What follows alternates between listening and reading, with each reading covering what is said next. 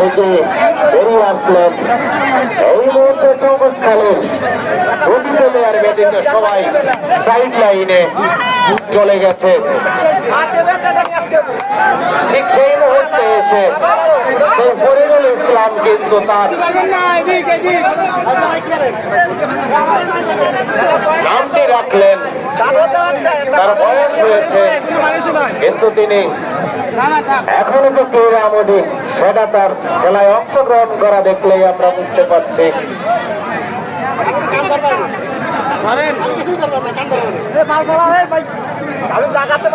এবং এই দুইটা শেষ সাইড বেঞ্চে পাঠাইতে পারলে দুই তারা কিন্তু আরেকটি গোলে এগিয়ে যাবে।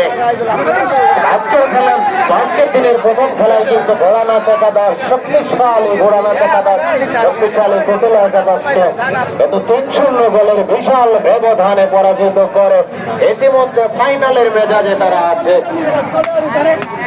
তারা কিছুটা ফুরফুরে আছে।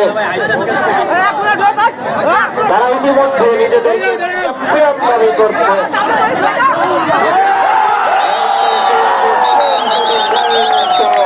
তার ঘরে এবং 3-0 গোল 3-0 গোলে এই মুহূর্তে দুই তারা এগিয়ে গেল।